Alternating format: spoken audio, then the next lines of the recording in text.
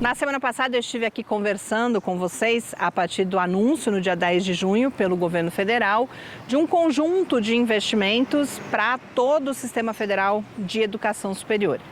Especificamente para a Universidade Federal de São Carlos, chama a atenção naquele momento e foi o foco de uma conversa que eu pude ter com a professora Ana Beatriz de Oliveira, reitora da UFSCar, a possibilidade de implementação de um novo campus da universidade no município de São José do Rio Preto.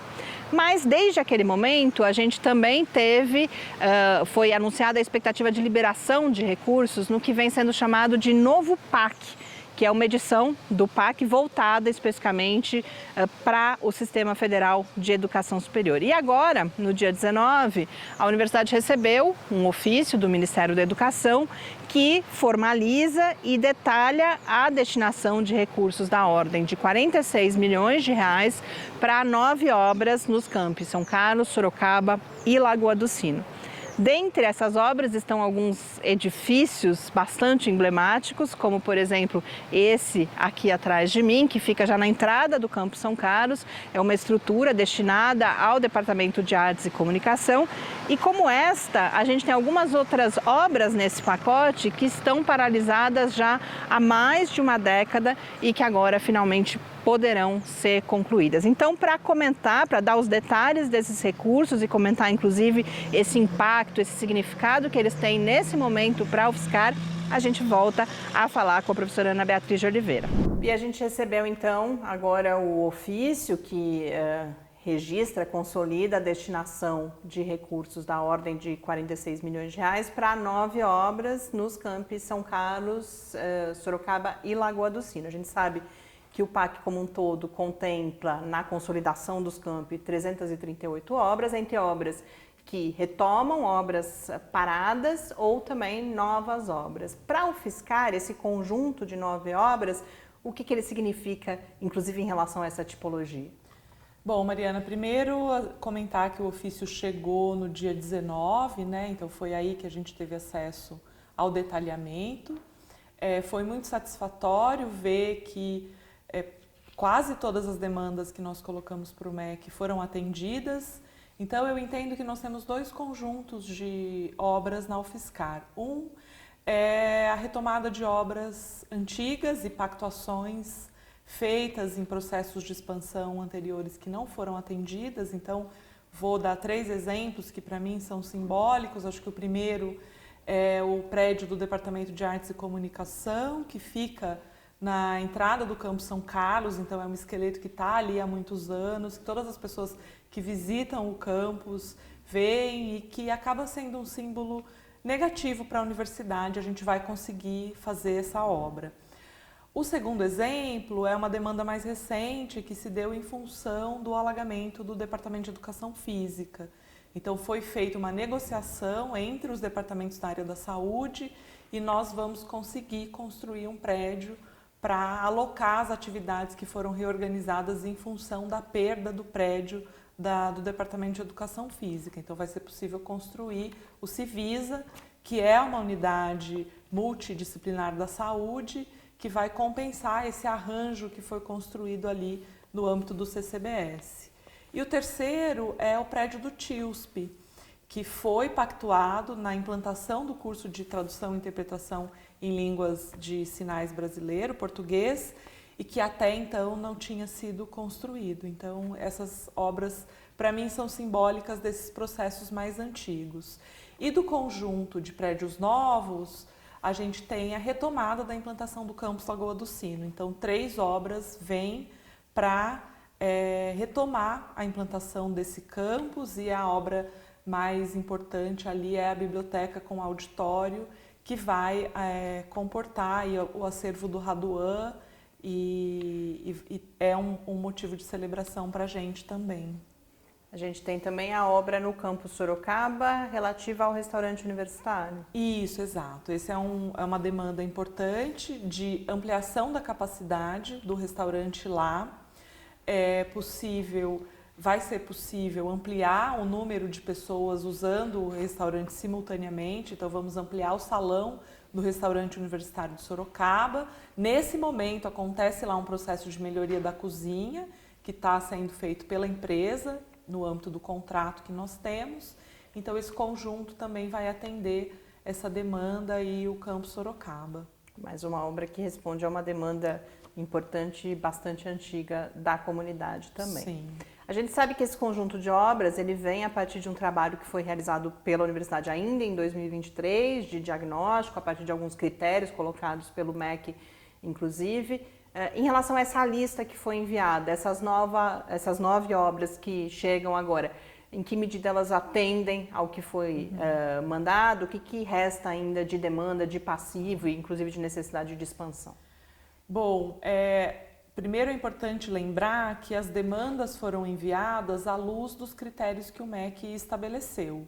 Então, há demandas que não poderiam ser elencadas, né? E aí eu vou falar das obras de acessibilidade que nós temos que fazer, precisamos avançar, e no combate a incêndio. Então, isso não pôde sequer ser contemplado. Há outras demandas menores que também precisarão ser atendidas de outra maneira, porque também não cabiam nos critérios colocados. E aí eu vou falar de processos de melhoria, de reforma que precisam ser feitas, com destaque para os telhados, que é um problema também não só em São Carlos, mas nas estruturas mais antigas da UFSCar. A gente começou a fazer um atendimento dessas demandas, então tem telhados que já foram refeitos, mas infelizmente a falta de recursos de investimento no orçamento desse ano e a não destinação da emenda da bancada paulista atrapalhou e atrasou um pouco esse processo, né? Por exemplo, há uma reforma na biblioteca do Campus Araras que foi encaminhada no ano passado, houve um problema na licitação e ela vai ser atendida em uma parceria agora com o Centro de Ciências Agrárias. Então, a gente vai continuar buscando caminhos para atender essas demandas que não foram contempladas. E há uma demanda muito importante que estava listado, mas que não foi colocada, que é a reforma dos blocos das moradias do Campo São Carlos. Nós estamos, nesse momento, fazendo uma reforma grande de um dos blocos e temos projeto para seguir com essa reforma também nos demais blocos. Então, nós vamos seguir buscando recursos para, assim que terminar essa reforma, liberar outro bloco para poder fazer, porque a gente entende a importância de revitalizar esses espaços. É uma demanda dos estudantes, reconhecida pela gestão e que vai continuar sendo perseguida por nós. É importante, mas a gente entende que 46 milhões é um recurso significativo extra-orçamentário, né? Algo que praticamente, acho que podemos dizer, impossível de mobilizar no orçamento e que agora permite que essas obras que você menciona possam ser perseguidas, a sua conclusão, a sua realização, com essas outras fontes, como, por exemplo, a emenda parlamentar e outras possibilidades. Eu queria aproveitar que a gente está falando desses diferentes caminhos para trazer uma última informação, porque a gente sabe, historicamente, uma fonte importante de financiamento para essa parte de infraestrutura, de construções, são os recursos que vêm da FINEP, no que a gente costuma chamar de CT-Infra, mas enfim, financiamentos à infraestrutura especificamente de pesquisa. E queria saber nesse momento, então, que informações a gente tem, quais são as expectativas que a gente pode ter em relação a financiamentos especificamente vindos da FINEP, e a gente tem uma série de obras sendo entregues nesse momento também, de recursos aí já conquistados há mais tempo, né? Isso, Mariana, acho que nós tivemos aí uma reabertura de editais FINEP. Infelizmente, são editais ainda um pouco amarrados, nós tínhamos uma expectativa de editais que permitissem uma ampliação de infraestrutura como foi no passado, ainda não chegamos nesse ponto, mas na reunião que nós tivemos com o presidente Lula no dia 10, a ministra Luciana, do MCTI, anunciou o fluxo contínuo desses editais. Então, é também uma boa novidade que nós temos e nós seguimos também um trabalho de sensibilização da FINEP para que os editais atendam também grupos de pesquisa em implantação. Porque como são editais muito competitivos, nós acabamos caindo nos critérios meritocráticos que são aplicados e de alguma maneira são importantes para selecionar as propostas que são submetidas para que a gente tenha a chance de captar os recursos, mas é um processo injusto porque a gente nunca vai dar oportunidade para os grupos que estão começando. Então, temos sensibilizado a FINEP nesse sentido. E vamos agora também passar por um processo de inauguração de obras FINEP que foram captadas em gestões anteriores e que foram entregues recentemente, mas que ainda não puderam ser inauguradas formalmente, né? Nós esperávamos uma agenda do presidente da FINEP, que está ainda complicada, mas a gente entende a importância de marcar essas entregas para a comunidade da universidade, porque a gente fecha esse ciclo, né? Estamos retomando obras paradas, vamos poder entregar pactuações antigas que não foram cumpridas, atender as demandas de ensino, permanência, mas a gente também fecha esse ciclo com a pesquisa, precisa fazer esse fechamento, então a gente entende que é um momento de celebração por tudo isso.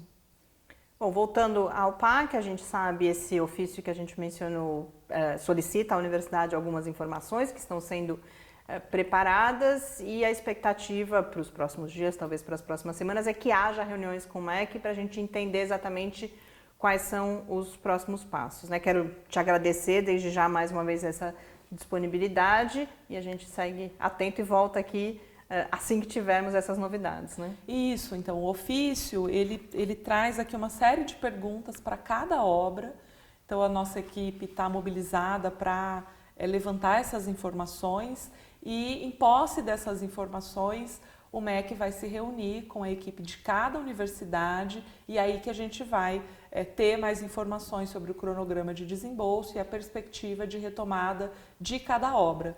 Assim que esse movimento acontecer, a gente informa toda a comunidade e seguimos comprometidos e comprometidas com a transparência, que é uma característica e um princípio inegociável para a nossa gestão.